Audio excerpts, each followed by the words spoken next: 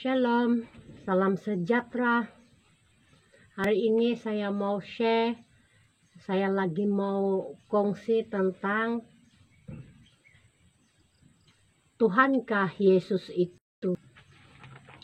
Pertanyaan ini bukanlah pertanyaan yang harus diajukan kepada kita yang percaya, sebab siapapun yang percaya Yesus tentu percaya bahwa Ia adalah Tuhan, Anak Allah yang hidup yang telah menjadi manusia, mati dan kemudian bangkit pada hari yang ketiga.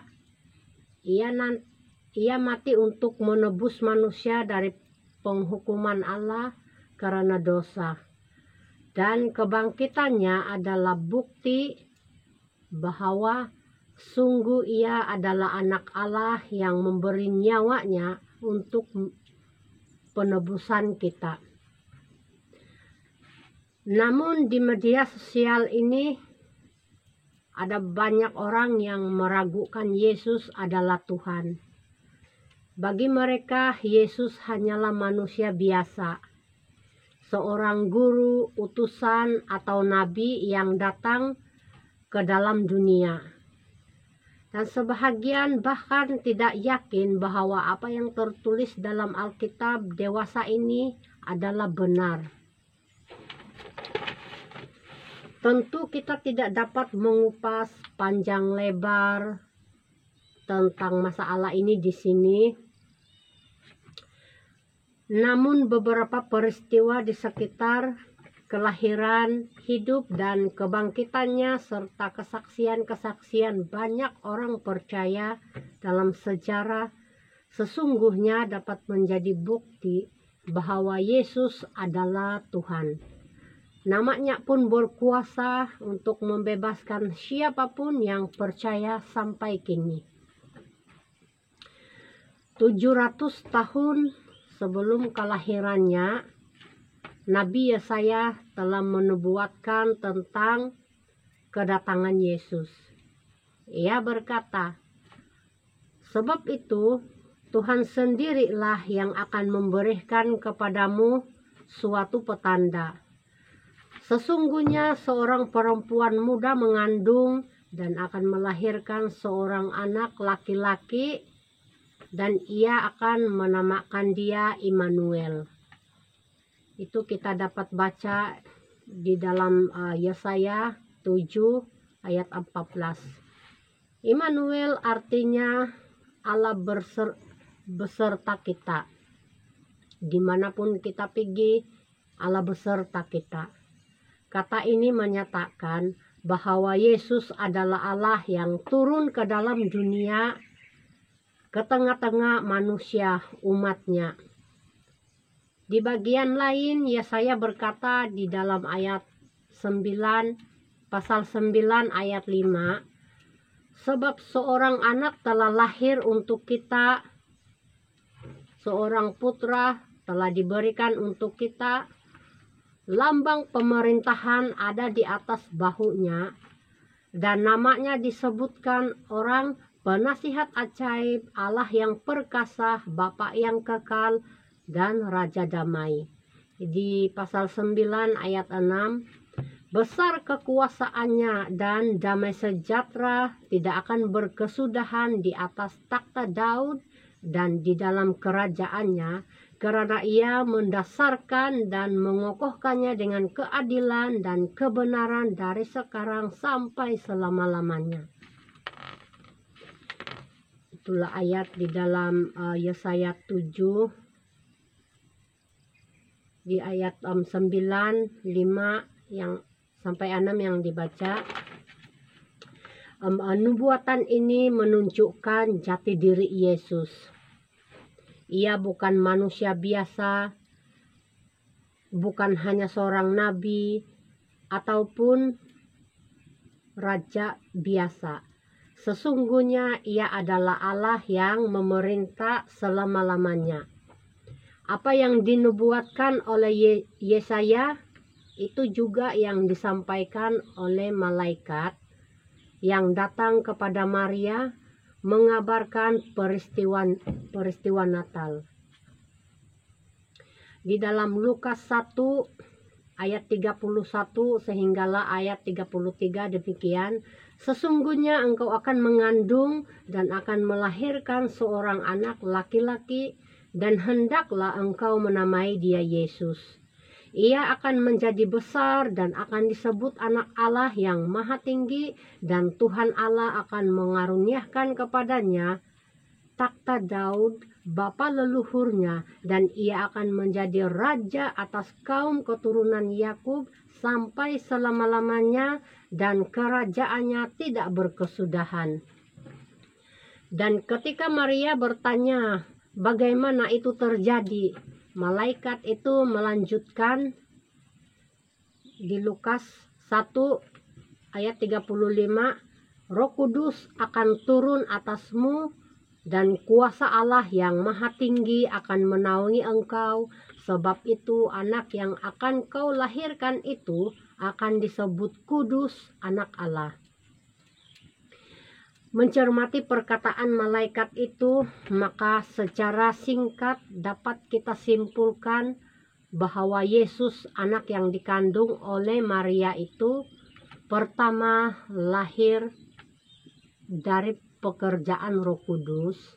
Artinya ia berasal dari benih Allah dan bukan berasal dari benih manusia. Dan karena itu ia disebut kudus, anak Allah. Dan itulah kebenaran yang kedua, Yesus adalah anak Allah. Istilah anak Allah tidak menunjukkan kepada pengertian Allah itu beranak, tetapi lebih kepada hakikat atau jenis bayi yang dikandung dan dilahirkan itu adalah Allah. Ia akan menjadi raja yang kekal. Kekekalan adalah milik atau sifat Allah, sebab hanya Allah saja yang kekal atau hidup selama-lamanya. Ketika ia lahir, maka berita tentang kelahirannya diberitakan oleh malaikat. Bahkan para malaikat pun turut bersorak gembira di malam ia lahir. Hanya seorang yang lahirlah yang ilahilah, hanya seorang yang ilahilah yang kelahirannya disambut dengan sorak-sorai oleh bala tentara surgawi. Tidak seorang pun manusia dan para nabi lain yang ada dalam sejarah yang memiliki cerita awal dan lahir seperti Yesus. Kemudian ketika ia hidup, ia melakukan banyak mukjizat. Hanya Musa yang dapat disejajarkan dengannya dalam perkara mukjizat. Semua nabi yang lain tidak satu pun yang melakukan hal yang sama, dan ia pun melebihi Musa. Ia tidak hanya menyembuhkan segala penyakit, ia juga membangkitkan orang mati, ia mengampuni dosa. Itu kita boleh lihat di Markus 2, 5 hingga 10. Dan ia pun dikenal oleh roh-roh jahat sebagai anak Allah. Itu kita boleh lihat sendiri di Markus 5 ayat 7. Roh jahat pun boleh mengenal Tuhan itu siapa. Ia memang tidak pernah berterus terang mengakui bahwa ia adalah Mesias, anak Allah. Namun dalam berbagai kesempatan, sesungguhnya ia menunjukkan bahwa dialah Mesias itu. Ia pun pernah meminta pendapat orang banyak tentang dirinya dari para murid, dan ketika Petrus memberi jawab tentang siapa dia, ia pun meneguhkannya. Di Matius 16 ayat 15 hingga 18 berkata, lalu Yesus bertanya kepada mereka, tetapi apa katamu, siapakah aku ini? Maka jawab Simon Petrus, engkau adalah Mesias, anak Allah yang hidup. Kata Yesus kepadanya, berbahagialah engkau Simon bin Yunus, sebab bukan manusia yang menyatakan itu kepadamu, melainkan Bapakku yang di sorga. Dan aku pun berkata kepadamu, engkau adalah Petrus, dan di atas batu karang ini aku akan mendirikan jemaatku, dan alam maut tidak akan menguasainya. Ia tidak pernah secara terbuka menyatakan siapa dirinya, karena pemahaman yang salah dari para pemimpin dan masyarakat Yahudi yang akan melepaskan mereka dari penjajahan bangsa Romawi. Dan karena Yesus tidak menunjukkan peran seperti yang mereka pahami, maka mereka menolak dia sebagai Mesias dan kemudian menyalibkannya. Ia pun tidak berontak ketika ditangkap dan disalibkan, karena memang itulah tujuan ia datang ke dalam dunia, yaitu untuk memberikan nyawanya menjadi tebusan bagi banyak orang. Itu kita boleh lihat di Markus 10 ayat 45. Namun apa yang ia katakan sebelum kematiannya menjelaskan kebenaran kematiannya, sebab sebagaimana ia telah mengatakannya, ia pun bangkit pada hari yang ketiga. Tidak seorang pun yang sanggup membantah peristiwa itu. Ia menampakkan dirinya hidup kepada para murid dan orang-orang yang mengikutinya selama 40 hari sebelum kenaikannya ke surga. Semua peristiwa ini disaksikan oleh para murid dan banyak orang. Dialah satu-satunya yang telah bangkit dari antara orang mati dan yang menampakkan dirinya hidup dan berkuasa setelah kebangkitannya. Ia menampakkan diri kepada Paulus, dan Paulus pun berubah menjadi orang yang mempertaruhkan hidupnya untuk Injil kepada bangsa-bangsa lain sampai ke Roma. Namun mungkin peristiwa dan kesaksian itu kurang dapat meyakinkan kita akan kebenarannya, namun tanda-tanda yang menyertai pemberitaan Injil membuktikan bahwa apa yang mereka beritakan adalah benar, sebab Alkitab berkata di dalam Markus 16 ayat 20, mereka pun pergilah memberitakan Injil ke segala penjuru, dan Tuhan turut bekerja dan meneguhkan firman itu dengan tanda-tanda yang menyertainya. Mukjizat adalah ciri khas dari pemberitaan Injil. Mukjizat adalah peneguhan berita Injil sebagai kebenaran dari Allah. Kita boleh tidak yakin dengan berita itu, namun mukjizat yang menyertai berita itu akan membuktikan bahwa itu benar. Bila kita melihat semua peristiwa dalam sejarah, maka berita Injil satu-satunya yang dapat membuktikan kebenarannya melalui tanda-tanda yang menyertai dewasa ini. Mukjizat itu masih ada, dan kita dapat melihat itu dipercayakan oleh banyak orang yang dipanggil khusus untuk memberitakan Injil. Hal lain yang menyertakan bahwa ia adalah Tuhan adalah kuasa dalam namanya. Nama Yesus satu-satunya nama yang di dalamnya semua kuasa lain akan tunduk. Dalam nama Yesus sakit penyakit disembuhkan, roh-roh jahat diusir, dan kuasa Allah dinyatakan. Bila Yesus bukan Tuhan, maka tentu nama itu tidak lagi berkuasa setelah ia mati ribuan tahun yang lalu.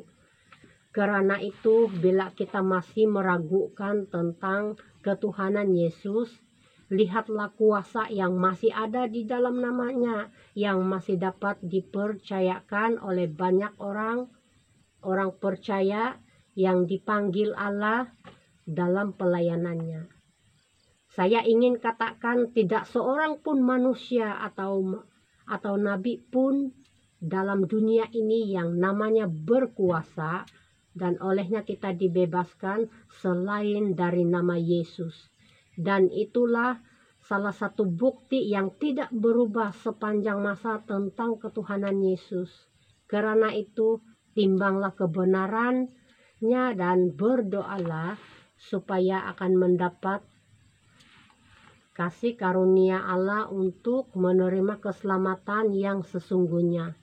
Alkitab berkata, dan keselamatan tidak ada di dalam siapapun juga selain di dalam Dia, sebab di bawah kolong langit ini tidak ada nama lain yang diberikan kepada manusia yang olehnya kita diselamatkan. Kita dapat baca itu di Kisah Para Rasul 4 ayat 12. Demikian tema yang saya dapat kongsikan pada hari ini tentang Tuhankah Yesus itu. Karena kita melihat di banyak media sosial masih ada orang-orang yang bertanya tentang ini, berkompromi tentang ini. Tetapi kita berharap semoga orang-orang percaya yang sudah mengenal Tuhan Yesus tidak terlibat di dalam keraguan dan pertanyaan-pertanyaan seperti inilah. Terlebih-lebih musim-musim ini, dunia yang tidak menentu, dan kita pun tidak tahu sampai bila keadaan-keadaan hari-hari ini akan berakhir. Jadi kita mesti terus bertumbuh di dalam iman, tetap di dalam iman, yang percaya bahwa hanya Tuhan Yesus Kristuslah Tuhan dan Juru Selamat di dalam hidup kita. Bukan hanya kepercayaan itu kita letakkan begitu di dunia ini, tetapi pengharapan kita di akan datang. Dan itu sahaja, semoga Anda diberkati. God bless you.